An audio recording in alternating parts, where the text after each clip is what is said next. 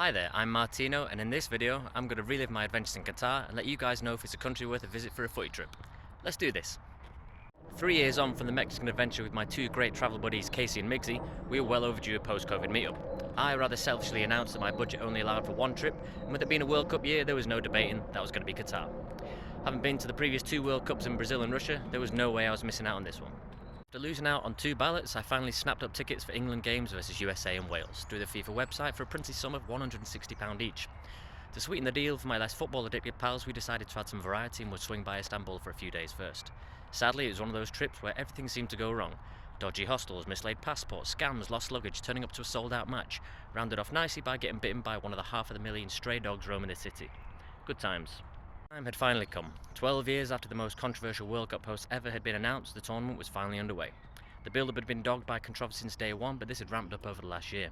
There were many issues including corruption, the treatment and oppression of women in the LGBTQ+ community, human rights issues regarding migrant workers, and even a switch to winter to avoid the stifling 50+ degree heat in summer. There was no doubt the tournament should never have been awarded to Qatar in the first place, and sadly the controversy surrounding the tournament meant the World Cup didn't have the usual hype and excitement, with even some players expressing their displeasure. On telling friends I was going to Qatar, no one was surprised given my World Cup addiction, but as with Russia, once again trying to get people to join was difficult due to the constant media negativity. Despite understanding the reasons, it still made me sad. For me, the World Cup is not about politics and government policies. The World Cup is about football and people. In Russia and Brazil, the time was spent with people watching and enjoying the greatest event on the planet. In that time, we were able to share and experience cultures of the host nation and those from other countries attending, as well as displaying a little of our own. Only meeting the people emphasises how little governments really represent a country. How would British people feel if we were judged abroad based on our Conservative government? To quote the wisdom of Robbie Williams, if we didn't travel to places with political issues, then we'd never leave our own kitchen. It's a melting pot of people from all corners of the globe, living out a dream of following their country. Never will you see so much national pride and mixing of random cultures. For 5 weeks, people can try to put the troubles of their daily lives behind them and live in this wonderful moment and pray that their dreams come true. Being there in person allows you to fully immerse in the experience and hope that you come home with an improved view and greater understanding of the country and culture that you visited. After a week in Turkey, the time came for us to take our flights to Qatar via Beirut, but we weren't in the clear just yet. Casey had still yet to receive his luggage from the US, and Migsy had the name on his ticket spelled incorrectly, as well as hearing horror stories of errors with the visa, the Al Haya, and people being turned away upon landing, throwing some COVID test uncertainty, and we were still nervous. New country, new look. Bags were found, tickets were waved through, and we were set to board. 8 hours later we were landing in Doha with a plane full of Brazilians singing Mil Goals. Now it was real, nothing to get in our way, time to get properly excited. As a trio, this was our 14th country we had visited together, and my 55th. Always exciting to land somewhere new, and particularly as this was a whole new region for me. New goals, new goals, new goals. Maradona, Gerardo. Thankfully, due to Casey's penchant for high standard accommodation, we opted out of the fan villages and tents, lumping for the £120 each per night apartments for the first few nights. Way above my preferred and affordable price range, but we got our money's worth at least. Air-conditioned apartment with tremendous hospitality and service, everything you could need. At a little convenience shop next door in proximity to the metro, we were perfectly located. Alright, little tour of the gaff. Full kitchen. Little table. Pretty sweet bathroom. Good, Trafford. Double room through there, my mate's sleeping. Sweet little twin room here. And then, let's see what we've got out here.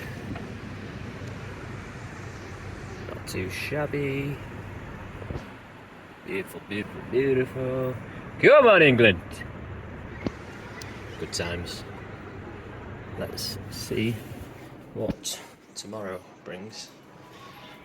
Although I know exactly what tomorrow brings. Tomorrow brings Brazil versus Serbia, courtesy of my fucking hero, legend mate Thiago. Good times. Might find myself on this boat tomorrow, you never know. Peace out, love you all. Give you an update soon. Due to late arrival, I only had time that evening to find my old buddy Thiago, a Brazilian friend and journalist who was living the dream reporting from within the Brazilian setup, staying in the same hotel and living every minute with the players.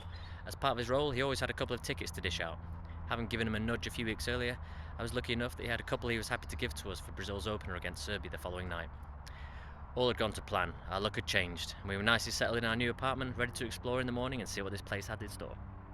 It was only morning 1 and I was already feeling the benefits of limited alcohol in Qatar. After 6 days of drinking in Istanbul and sluggish late lions, we were up nice and early, feeling fresh and ready to go for a run. We headed down to the Corniche, a waterfront promenade stretching for 7 kilometres down to Doha Bay. Thankfully no dogs this time.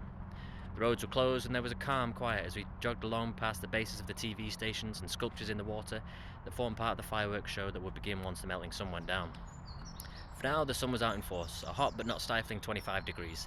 Thankfully lacking the horrible humidity that can make even this temperature feel unbearable. Despite the tranquility, we bumped into some American lads and taught them a little bit about how to play football.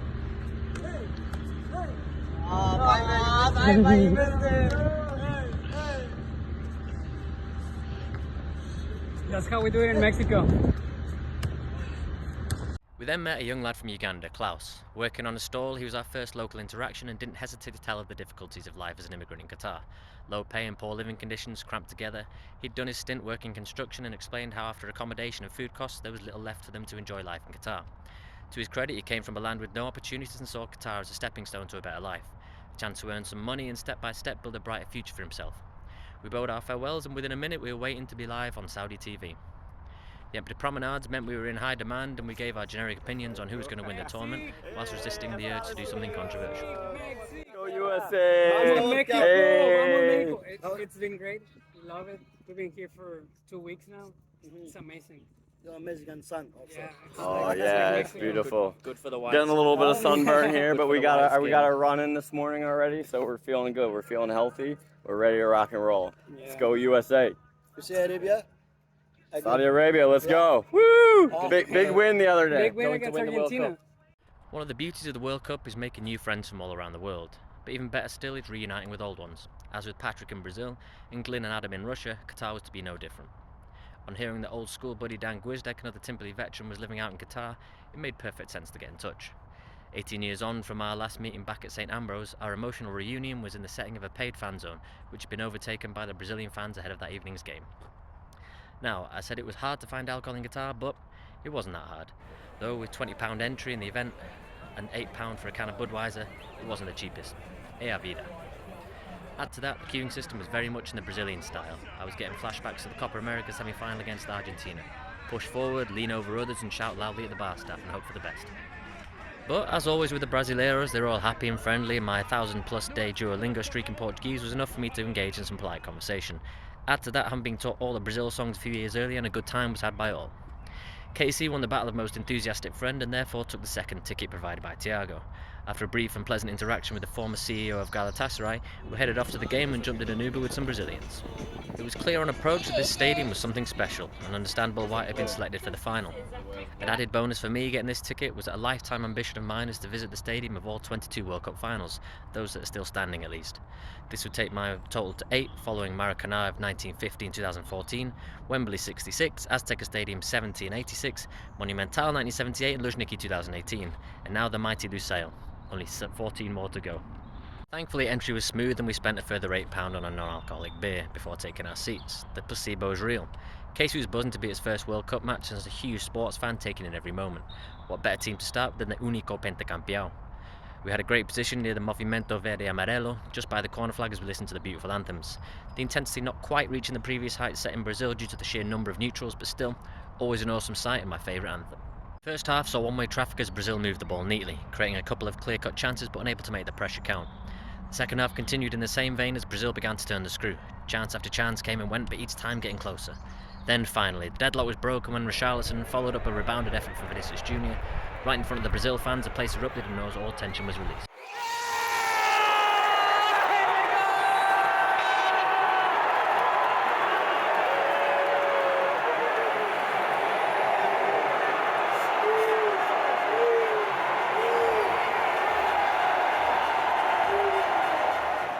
Just 10 minutes later we had the pleasure of the prime position just behind Vinicius Jr. as he crossed into Richarlison, whose initial wayward touch was instinctively turned into one of the greatest goals I've ever seen live, as he swiveled and leapt up to volley the ball beyond the reach of Milinkovic-Savic in the Serbian goal. As the players rushed towards us, it was one of those moments you will never forget, one I was so pleased to share with Casey on his first World Cup game. Brazil continued to push, but despite 23 attempts it remained 2-0. The only negative of the evening was the injury to their talisman Neymar.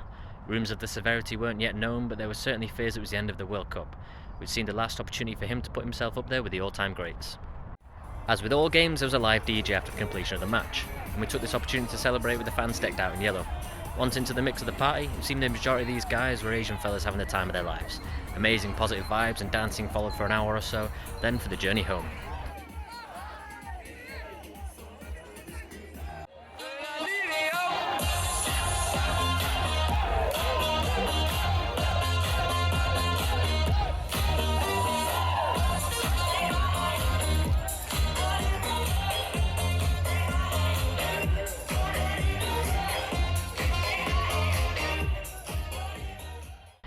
With Lusail Station being the end of the metro line, all 80,000 of the attendees will be heading in the same direction. This led to ridiculous queues and a rather unpleasant environment. We decided to try the Uber area, which had long been emptied of taxis. Long story short, with a 10 o'clock kickoff, we didn't arrive home till 4:30 AM. But hey ho, not everything can run smoothly, but we stayed in high spirits after finally kicking off my third World Cup. Evening Miggs had taken himself to the main free fan zone to enjoy the festivities there, declaring it as one of the best nights of his life. Proudly wearing his Mexican flag was an instant conversation starter, and the positive festival style vibes meant it was a great evening shared watching football and dancing at the post-match party. Day one complete, and we were all set for the big one the following day, England versus USA. Souk Waqif was the place for us to enjoy the build-up to the much-awaited England versus USA game. The Souk is a huge market, only recently dubbed the best spice market he's ever been to by the world's leading voice on spice markets, David Beckham. As well as the spices, it sells a little bit of everything, including country-themed thoobs. The traditional Qatari robes allowing fans of all nations to support their country while taking in a little bit of local culture. I managed to resist the temptation of a camel ride in front of the TV studios, and we headed off for some delicious local food at Gourmet. A very different build-up without the beer, but very enjoyable and civilised. The passing throngs of fans of other teams provided a lovely atmosphere, particularly the loud and proud Iranian fans celebrating their victory earlier that day against Wales, and giving hope to a nation suffering a difficult moment to say the least. En route to the bus, we saw a large junction of the Souk being taken over by Argentina fans. They'd set up their banners and shrines to Maradona and were set to sing and dance for the rest of the evening, a scene that was to become an abiding memory of this World Cup. Our game was to be at the 69,000-seater Al Bayt Stadium, the furthest stadium from Doha and the only one not on the metro line, so an hour-long bus was required. A rather untypical bus journey ensued, not quite the chance of "we're on the ball" that I recall from previous adventures, but a comparatively subdued atmosphere, as I chat with randoms while some took the opportunity for a nap. 6 months after purchasing tickets, the time was finally here. Once inside, we purchased a round of nice, flat, non-alcoholic Budweiser, but without having had a few proper drinks before, the placebo effect simply didn't work. Miggs was making his World Cup debut and a few mandatory selfies were taken as we took our seats for the anthems. For England, the match lacked jeopardy. Due to the scale of the victory against Iran, a draw was almost certainly enough, and even a defeat would leave us in a fairly strong position. Likewise for USA, whether they drew or lost against England made little difference, as either result would mean they still needed to win their final game versus Iran. We were sat far from the England fans, but just above the American fans who made some noise, but were not there in huge numbers. Contrary to my expectations when I heard that US citizens had purchased more tickets than any other country by the hosts. However, after a couple of days walking around and interacting with fans, it was clear to see that these were mainly expat, second-generation fans from countries like Mexico, Brazil and Argentina, rather than those supporting the US MNT. This game was a perfect example as we were sat amongst Mexicans, Peruvians and Brazilians. The game itself was a nervy affair with a few chances in the first period, the best of those falling the way of USA, with Pulisic striking the bar and Weston McKennie skewing over a golden opportunity. Unfortunately, this was about as good as it got, with defences coming out on top in the second half, petered out into a 0-0 draw. First thing I did after the game was text my friend Jack, who still vividly remembers my curse of 2014, 4 0-0s in my 8 World Cup games. The final whistle was met by jeers and further whistles from the crowd. I couldn't hear the reaction of the England fans, but I can say for sure the neutrals showed their displeasure at one of the worst spectacles of the World Cup to date. Given the hassle of the night before, there was no hanging around at the finish and straight off to get the bus home. The process tonight was much smoother, but with 10 PM kick-off times, we were still landing back in the centre at 1 AM. With Qatar being Qatar, it was back to the apartment, and with no beer inside us and a tepid 0-0 draw, we were just fine with that. Feeling fresh again the next morning, we took the opportunity for another run. We headed out to Aspire Park, which is the part of the complex included Khalifa International Stadium. A large, tranquil and relaxing green space away from the hubbub of the World Cup. It was mainly local families enjoying the serene environment. Post-run, we stopped in the Villaggio Mall, which was pretty much the most spectacular mall I'd ever seen. A mini Venetian canal running through the middle, complete with gondola rides, a full-size ice rink. Scary to think how much it would cost to cool that during a 50-degree summer. Go-kart tracks, IMAX cinema, countless restaurants and every luxury brand shop known to man. Nicely complemented by stunning architecture. No expense spared, but it's hard not to wonder why they bothered. This is one of the many malls that seem just another expression of wealth of the Qatari people. I'm sure there are a million less selfish ways they could spend the money to improve aspects of the country, but who am I to opine? Our main mission on arriving in Qatar was to try to purchase tickets for the Mexico vs Argentina game. For myself to see the greatest player ever to grace the game one more time, as well as cheering on my TFC sweepstakes team in Mexico. But above any of that, it would have been great for Mixie to see his home nation in a World Cup game. There's nothing like it, especially as an underdog. It's a little different being an England fan, as there is an inherent expectation across the fan base that we somehow deserve to win. Not me personally, but I always feel that from other fans. On the flip side, I've sat alongside Costa Ricans living the most unexpected of dreams, reaching the quarterfinals in 2014, and witnessed thousands of Panamanians cheer a goal against England in Nizhny Novgorod in 2018 and celebrate like they'd won the World Cup, despite being 5 goals down and heading home. There's something special about the unity and pride that supporting your national team can give you. It's hard to capture that anywhere else in life. But after all the searching, sadly it was an impossible dream. I tried a variety of options, but the cheapest I could find was $600. It simply wasn't worth it. As well as those mentioned from the US before, the Mexicans and the Argentinians were ranked 5th and 7th respectively in tickets purchased. Throw in the neutrals' favourite Lionel Messi, and tickets were like gold dust. So with no match tickets, it was time for me to check out the FIFA fan zone for the first time. Here we could get ourselves a beer and the queues were non-existent, so I was in my element. As was Mixie, proudly sporting his Mexican shirt and a huge flag for a cape. We met up with a few Mexicans we'd met previously and joined the biggest group we could find to get behind them. Other Latinos joined to support the Mexicans. America Latina, menos Argentina, was heard very regularly. Even though we weren't in the stadium, there was a very strong sense of pride. Seeing the sheer passion and joy on Mixie's face when singing his national anthem made my night. It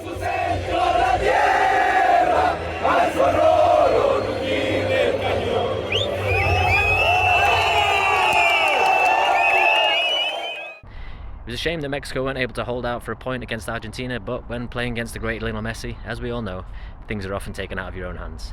A late wonder goal from the emerging Enzo Fernandez sealed their fate, and Mexico were very much up against it to qualify for their final match. Even just a few beers changed the vibe of the fan zone. You'd strike up conversations at the bar on the way to the bathroom and leave with more friends than you're left with. The true joy of a little tipple. For 2 hours post-match, we danced and partied as Mix insisted we went to the front of the DJ set. Again, the crowd was 95% young lads from a variety of Arabic and other Asian countries. Having a ball and a great time was had by all.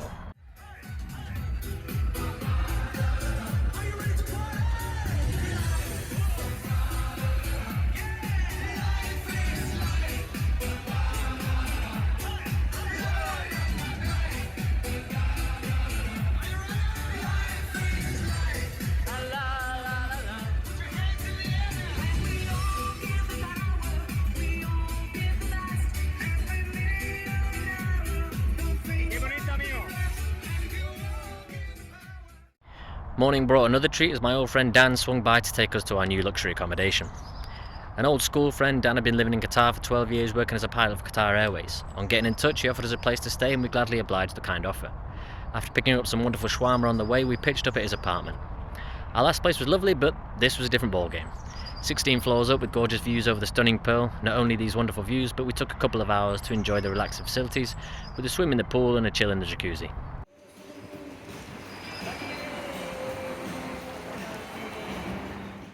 Before the trip, we'd explored things to do in Doha, and a trip out on the sand dune was high on the list. But as with several things in Qatar, the high price put us off booking.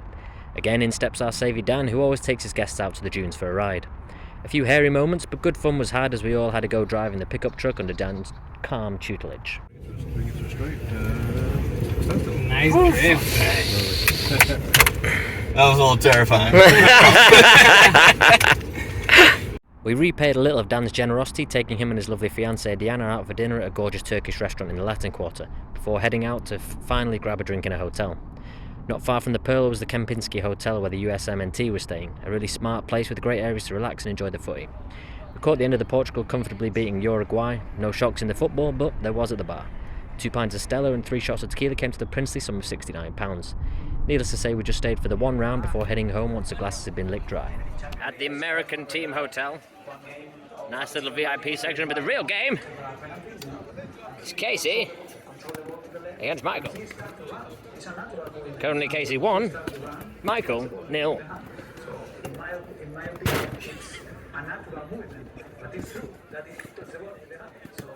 Oh, I had you on the fucking... Oh, uno. This way. Metro. This way. With time running out on the trip, it was back to the souk for the customary fridge magnet and keyring gifts for my mum. Again, there was a vibrant atmosphere as the locals made some noise for Iran, while the Americans, though fewer in number, did their best to respond ahead of the evening's big game with their one and only chant, USA! USA! Whilst observing the back and forth, I treated myself to a sugar overdose of cheesecake, ice cream and more cake. A culinary treat, but one that had me rushing to the bathroom minutes later to throw up. A little worse for wear, I set off to meet Dan and his friends at Club 900. Once there, the only solution was Budweiser, so a few of them were consumed and we saw the conclusion to Group A.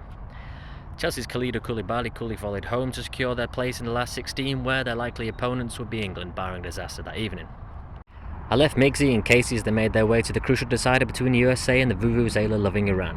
A simple formula where only a win would do for the US and anything else would see Iran advance, barring any miracles in the England-Wales game that is. Finally on the Metro there was a feeling of proper pre-match vibes, singing songs and entertaining the locals. Although our numbers and intensity didn't quite match that of the Latin nations, it felt good to be heading to the match in a more traditional way. We arrived at the 45,000-seater Ahmed Ben Ali Stadium, whereas once again up in the higher tiers, but at least this time with a few England fans sat around me. One who was working in Qatar and whose job was to make sure the goal line technology was working, not a bad gig at all. The atmosphere was greatly improved from the USA match, but in such a comfortable position in the group, the game certainly lacked the edge and jeopardy that raises the heart rate, but I'm not complaining. More than happy to be cruising through the group stages. Before kick-off, I tried to purchase myself an overpriced shawarma and a non-alcoholic beer. With no cash left, I tried buying with card. Given both mine were MasterCard rather than Visa, they were sadly declined. I was literally prepared to pay double the fair price for something I didn't really need, and they were stupid enough to turn me away due to sponsorship deals. Oh well, not to worry, we were about to send Wales home. They were at their first World Cup for 64 years, so just them being there was enough for them to feel like winners. I've always been a supporter of the home nations, and generally that still remains, but in Wales's case, I still have vivid memories of their players fervently celebrating the England 2016 exit to Iceland. It may be 6 years on, but it was our first opportunity for revenge, and nothing like a bit of rivalry to add some spice to these fixtures. England had the edge over their neighbours in the first half, with chances few and far between, but it was clear there was no Welsh miracle coming. Bale's half-time withdrawals seemed to spell the end of a glittering international career, where he's been his country's saviour time and time again. It didn't take long into the second half for the Welsh fate to be sealed. Marcus Rashford whipped home a stunning free kick into the top corner before Phil Foden added a second just over a minute later. England kept on pushing and several chances were missed before Rashford added his second and England's 100th World Cup goal. In all honesty, it could have been 5 or 6, but 3 was enough to leave England with the best record of any team in the group stage. Up next, Senegal, and this comprehensive win left us feeling we should be more than capable of progressing, and the end of an era for Wales. A team that achieved so much with 2 superstars, but so much grit, determination and passion, as well as a fiercely loyal fan base. Bouncing back without Bale and Ramsey will certainly be a challenge. In the night's other encounter, Christian Pulisic ended the Iranians' defiant dream with the only goal of the game. A great moment for Casey and Migsy to finish their trip as they were soon off to the airport. Always a pleasure to meet up with these guys, and we're already thinking about country number 15 together. For me, after being screwed by the airline ticket company, I finally resolved my problem. £300 lighter, but my flight was booked. I spent my final day with another run around Little Venice and the beaches at the Pearl before relaxing in the pool. One final experience of Qatar's culinary delights while watching Tunisia beat France's reserves, and it was my time to head home.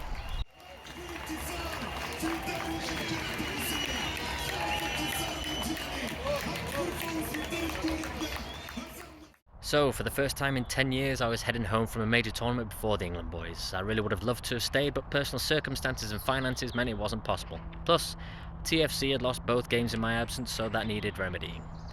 4 years ago in Russia, I was able to extend my trip beyond what was planned, as the semi-final ticket only cost £350 and accommodation was £10 a night. As kind as Dan was to let us stay, I think 3 weeks rather than 3 days would have been taking liberties, so I accepted my fate and boarded the plane. As much as people back home won't believe, there was still so much to see and enjoy in Qatar, but you can't win them all. So, how to sum up the most controversial World Cup in my memory? With a litany of issues leading up to the tournament, as mentioned earlier, Qatar was destined to be remembered mainly for negative reasons. But, as with all World Cups, it's the media's job to shed light on the negative aspects of a country and the circumstances of them hosting a tournament, and rightly so. Lamentably, I do feel they go too far in trying to turn every possible story or fact into a clickbait headline, knowing that negativity and controversy sells, and pushing a certain narrative. There was never any interest to find positive aspects about Qatar, as that wasn't what the people wanted. Sadly, this took away greatly from the pre-tournament excitement that we love so much about the World Cup, and so little media coverage was actually about the football. When the time finally came for the football to start, it was a welcome relief. As a World Cup itself, in terms of football, it did exactly what we expect, entertained and captured the imagination of the world for a month. One of the many complaints about the World Cup was its timing. Okay, it didn't quite feel the same, but why focus on the negatives when there are positives to find? What better way to fill the darkest, dreariest time of year? 4 games a day of world-class football certainly beats the incessant bombardment of Christmas. As always, there are wonderful stories and moments that brought people together in ways that nothing other than football can. The ball really got rolling with Saudi beating Argentina in one of the biggest upsets in World Cup history, leading to endless where-is Messi memes. He wouldn't be gone for long. Countless dramatic finales in the knockout stages, familiar stories of what could have been for the likes of England and Brazil, as well as other big failures of Belgium and Germany. The most heartwarming story was Morocco's brave and inspiring run to the semi-finals, the first for any Arab or African country, making them everybody's second team. What more fitting time for them to do so in the first World Cup in an Arab nation? And what more could we have asked for in a final? 2 world powers, 2 world superstars, who are clubmates at Qatario and PSG, carrying the hopes of their country. Could they deliver?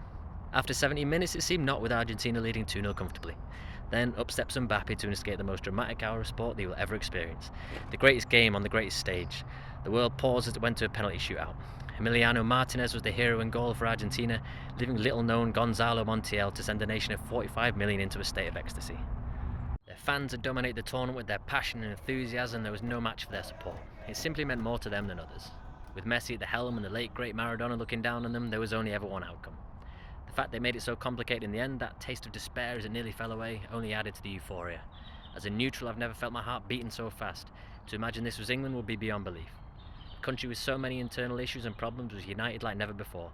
Only football can do this. For the first time in 36 years, the Albiceleste were campeones del mundo. This is what the World Cup is all about. So, what of Qatar as a host? After all the negative build-up and 12 years of mind-blowing investment, how did they do? When England won their first and only World Cup 56 years ago, this much maligned country was actually a protectorate of the British Empire until its independence 5 years later in 1971. Over the years, the extensive oil and gas resources has given the country unimaginable riches. They've been able to build incredible infrastructure as well as increase their influence on the outside world. The controversial awarding of the World Cup brought much negative light on the country, but with no proven skullduggery in the award, the decision stuck. On arrival in Qatar, it becomes just another place, normal people going about their daily business. Whenever I've travelled in the past, I don't judge the people or experiences based on the political views of the government. How would I feel if people did this in the UK? In terms of infrastructure, there will unlikely be another World Cup where a country would have to make such a significant investment to bring their facilities up to the required standard. The fantastic metro was a brand new introduction at a cost of an estimated $36 billion.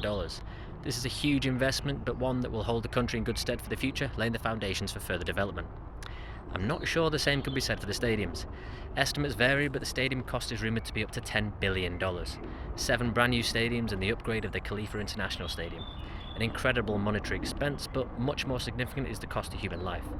Issues with the human rights of the construction workers on these projects was one of the great controversies of this World Cup. Given the fact that the majority of these stadiums will be of little use, only adds to the scale of the tragedy. With this being my 3rd World Cup, I feel well placed to compare Qatar to Russia and Brazil as host nations. 2 days before the start of the competition, the Qatari government overturned a previous decision and decided that the sale of alcohol within the grounds of the stadium would be forbidden, much to the dismay of the majority of visiting fans.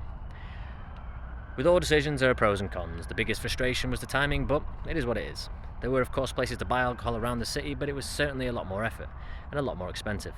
Other than the main fan zone, if you were to drink, then it would be away from the general public, which takes away from the spirit of enjoying the local atmosphere. There were certainly many positives to this being the driest World Cup in history. The biggest headline was that there were no rest for England and Wales fans during the tournament. Yep, there were only 3 in Russia, so it doesn't indicate there was a massive problem anyway. It did though make for a much more family-friendly environment. It also seemed appropriate when mixing with locals. Dancing in the crowds in the post-match concerts was still a hugely entertaining affair, but would the presence of alcohol allow us to dance freely with the locals? I suspect not, as they would have been uncomfortable with the environment. There was certainly no moment in the tournament where it ever seemed there may be trouble, and as my mum said on my return, at least you remember it all this time. On the flip side, well, I like a drink. Of course, I have complete respect for the rules of the country and that it is not possible to drink in public places and the majority of restaurants. And of course, we can also have a good time without a few beers, but there were so many beautiful settings with enjoyable vibes where it would have been lovely to have a beer or 2. Or 6. It was possible to do this in hotels, but then this takes away from the authentic experience. One of the many positive aspects of the World Cups is the friendly, happy nature, but they are more often than not passing moments. Whereas after a few beers, we all become a lot more talkative, and the most interactive moments we had were after a bit of libation with some Moroccans and Mexicans. It certainly had less stories, and the day-to-day was much more uneventful. Everything was pleasant, but a lot more predictable and, dare I say, boring. People were napping on the bus journeys to the game, a far cry from some of the entertaining pre-match drinking in the past. Equally, the post-match plans was generally a case of heading home back to bed. mainly as I was at the 10 PM kickoffs, but also due to little other options. It certainly lacked the drama, jeopardy or sense of adventure of previous tournaments. A bit too clean cut for me. The feeling of a whole World Cup in pretty much one city has many benefits. No real requirement for changing accommodation, becoming familiar with routine and understanding the area. Personally though, for me, the travel journeys only add to the dramas, stories and experiences, arriving in new cities that can, particularly in Brazil, be completely different from one to the next. There's a joy of experiencing different sides to a country and learning a little about all aspects, whereas Qatar certainly lacked that depth and interest. Don't get me wrong, Doha was a beautiful city in many ways with a lot to admire and respect, but the lack of variety is certainly a downfall. As we expect FIFA to go with shared World Cups going forward, fortunately I don't think this will ever be an issue again. As we all know, the host location is one of the key ingredients to the success of the World Cup. Another key factor is the fans. One joy of the World Cup was the enthusiasm of the local people. By local I should clarify what I mean. Likely not Qataris, but people living and working there. Many of the staff and volunteers we spoke to in a variety of shops, restaurants and cafes were from the Philippines, India, Bangladesh and several African countries. They were all incredibly friendly and a pleasure to be around, enhancing the experience for all that interacted with them. Sadly, many we spoke to were unable to actually go to any games, likely due to pricing, but also by the long hours they were required to work during the tournament. Such a shame that FIFA were unable to find the right balance. Plenty of stadiums were not full during the group stages, and so many people who worked hard to make it all possible could have been offered the opportunity to be there.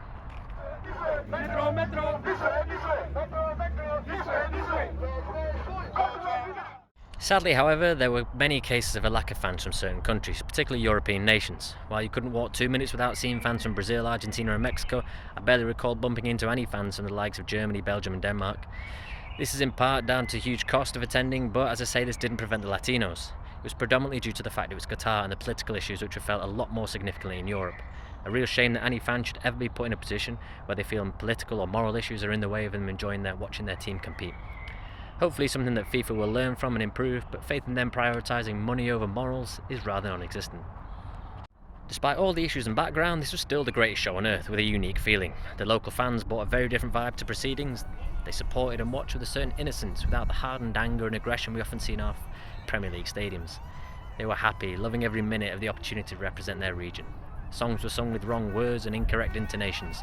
Certainly not your typical proper football people, but they enjoyed in their own way. For me, this is one of the beauties of the World Cup and entering new regions. Although they had no history or football culture, they have as much right as anyone to enjoy and experience in whichever way they choose. They certainly added to the beautiful atmosphere that the World Cup always brings. The wonderful feeling is usually restricted to the stadiums, but for Qatar it was the whole country, as everyone knew why you were there. A freedom to walk down the street knowing you could say hello, remark on somebody's country or fist bump anyone, knowing to be met with a positive reaction. The small things in life that bring a smile to your face and brighten your day and help you to be the nicest, friendliest version of yourself. The World Cup is a collection of people living out lifetime dreams, supporting and representing their country with pride. It's a rare feeling in life which is always such a pleasure before returning to the hard-faced reality of daily European life. All in all, it was a pleasure to visit Qatar for another World Cup. Despite the issues in the build-up to the tournament, personally I avoid judgment based on political issues and try to see the reality of what a country is like. This doesn't take away from the problems of the country, which sadly don't come into the thinking of FIFA. Hopefully from all of this, the scrutiny that has been placed on the country will lead to improvements going forward. Only time will tell. I must admit, of the three I've been to, this was my least favourite. The lack of variety of cities, the lack of alcohol, and the fact that it is not a football country certainly counted against them. Did I have a good time? Yes. Am I in a rush to return? No. And certainly not for football. In my recent videos, I reviewed specific club teams as a footy trip, but here I'll review the country as a whole and score out of 100 based on 10 different categories. So, in summary, the ability. They have one club, Al Sadd, who've won the Asian Champions League on a couple of occasions, but little else, so 2 out of 10. Atmosphere. The stadiums will be next to empty for club games, so will no doubt be an eerie experience, 1 out of 10.